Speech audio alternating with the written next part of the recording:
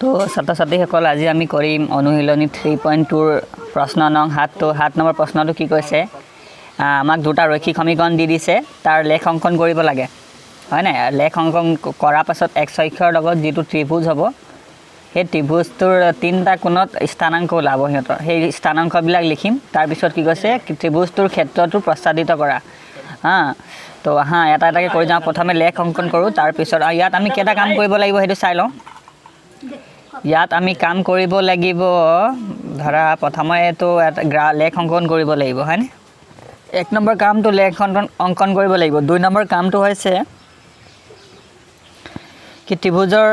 যিবোৰ আমি স্থানাংক ত্ৰিভুজটোৰ তিনটা কোণত যেটো স্থানাংক আহিব হেতু লিখিব লাগিব দুই নম্বৰ কাম হেতু তিন নম্বৰ কামটো ত্ৰিভুজটোৰ ক্ষেত্ৰটো প্ৰস্তাৱিত কৰা যোনটো ঠাইত আমি ত্ৰিভুজটো পালো সেই ঠাইটোত অলপ কলমেৰে ঘঁহি দিলে হৈ যাব বাস আমি তিনটা কাম কৰিব লাগিব প্ৰথমে লেখ অংকন কৰিব হলে আমি এই বাকস এই সমীকৰণটো চাই এই বাকসটো ফিল আপ কৰিম এই সমীকৰণটো চাই এই বাকসটো ফিল আপ কৰিম এতিয়া x ৰ ঠাইত যদি আমি শূন্য বহাই দিও তেতিয়া কি থাকিব -y + 1 থাকিব কি থাকিব -y + 1 এতিয়া সিধা সিধি কথা এই 1 টো সমান চিহ্ন হিফলে লগলে -1 হ'ব হয় না মাইনাস কেনসেল যাব y সমান কিমান পালো আমি 1 পালো হয় না ঠিক তেনেদৰে y ঠাইত যদি আমি শূন্য বহাই দিও 1 টো সমান চিহ্ন হিফলে লৈ গলে -1 হ'ব ঠিক আছে এইটো হৈ গল এতিয়া এই সমীকৰণটোত যদি x ৰ ঠাইত শূন্য বহাই দিও তেতিয়া 3 পূৰণ শূন্য শূন্য হৈ যাব এইটো শূন্য কি থাকিব 2y - 12 কি থাকিব 2y - 12 থাকিব সমান 0 12 টোক আমি সমান চিহ্ন হিফলে লৈ গলে কি হ'ব +12 হ'ব হয় না এটা 2 6 গুণ 12 আমি জানো মানে y সমান আমি কিমান x ৰ ঠাইত যেতিয়া 0 বহালো y আমি 6 পালো এটা y ঠাইত যদি আমি 0 বহাও কি থাকিব 3x - 12 কি থাকিব 3x - 12 সমান 0 থাকিব 12 টোক আমি যদি হিফলে লৈ যাও ইফলে +12 হৈ যাব না ইফলে -12 আছে সমান চিহ্ন ইফলে গলে +12 হৈ যাব 3 4 গুণ 12 আমি কিমান পালো x সমান কিমান পালো 4 পালো তো আমি আমাৰ বাকস ফিল আপ হৈ গল এতিয়া আমি গ্ৰাফ আঁকিম ঠিক আছে গ্ৰাফত আমি এটা এই বাকসটো বহাও এটা ত্ৰিভুজ লাভ তোমালোকে গ্ৰাফটো আঁকা পাছতে বুজি পাবা তো আমি পটাপট এটা গ্ৰাফ আঁকি লওঁ তো ছাত্ৰ ছাত্ৰীসকল আমি গ্ৰাফ আঁকি ললো লেখ আঁকি ললো এইটো হৈছে আমাৰ x অক্ষ ইয়াক x অক্ষ দি দিও আৰু এইটো আমাৰ y অক্ষ এই মাজৰ বিন্দুটোক আমি মূল বিন্দু বুলি কওঁ তো এতিয়া আমি সবতকে ডাঙৰ সংখ্যা 6 6 লৈকে ললে হ'ব আমি লৈ লওঁ 1 হৈ গল এইটো 2 হৈ গল এইটো 3 হৈ গল এইটো 4 হৈ গল এইটো 5 এইটো 6 ইফালে 6 লৈকে লৈ লওঁ 1 হৈ গল এইটো 2 হৈ গল এইটো 3 হৈ গল এইটো 4 হৈ গল এইটো 5 হৈ গল 6 টো ইমানটো মানত লৈ লওঁ এইটো 6 হৈ গল অলপ জাগা জোৰা নাছিলে এই 6 টো ইমানটো মানত লৈ লওঁ ঠিক আছে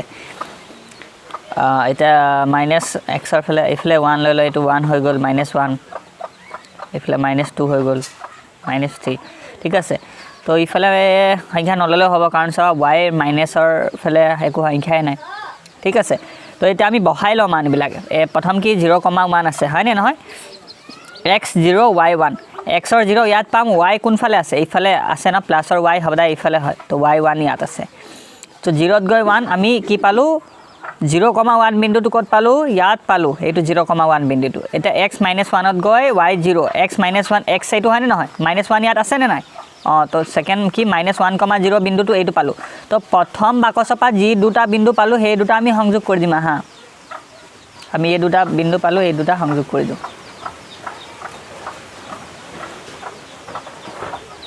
ঠিক আছে হৈ গল এতিয়া 2 নম্বৰ বাকসত আমি যিটো পালো সেই মানটো এই লেখটোত বহুৱাই দিও 0,6 x0 ইয়াত আছে y6 কোড আছে ইয়াত আছে হয় না তো এই বিন্দুটো আমি ইয়াত পালো বিন্দুটো কি 0,6 বিন্দুটো আমি ইয়াত পালো এটা 4,0 x ৰ 4 কোড আছে ইয়াত তো 4,0 আমি বিন্দুটো ইয়াত পালো তো এই দুটা বিন্দু আমি কি কৰিম এবাৰ সংযোগ কৰি দিম আমি সংযোগ কৰি দিও তোমালোকৰ ওচৰত স্কেল আছে যদি স্কেল লৈ লোৱা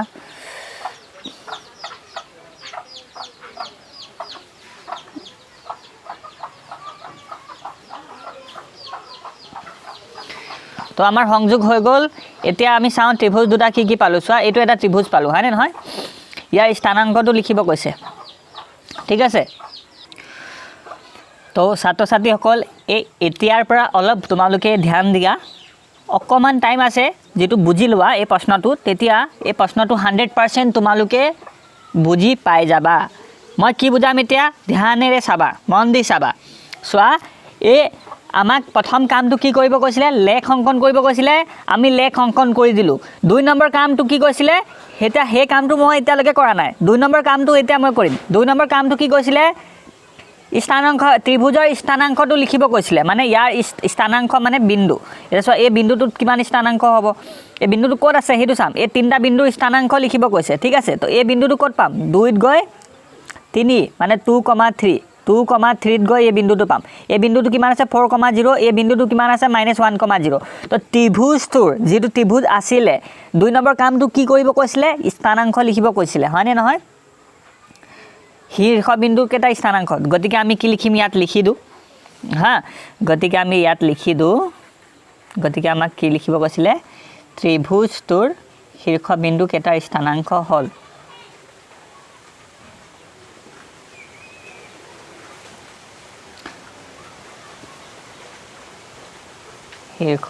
শীৰ্ষবিন্দু কেটাৰ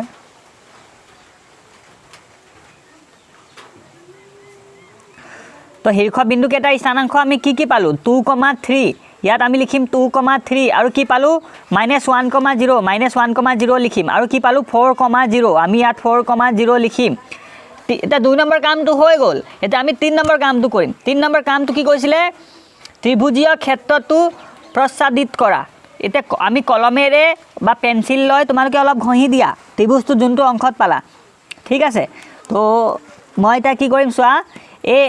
ত্ৰিভুজটো যেটো অংক পালো এনেকে ঘঁহাই দিয়া প্ৰসাদিত কৰি দিয়া দেখুৱাই দিয়া ত্ৰিভুজটো আমি কোনখিনিত পালো তো এনেকে প্ৰসাদিত কৰি দিলো হৈ গল আমাৰ সব কাম হৈ গল ঠিক আছে তো ইমানটো কৰিলে তোমালোকে 100% নম্বৰ পাবা ইমানটো মান কৰি দিয়া হৈ যাব কমপ্লিট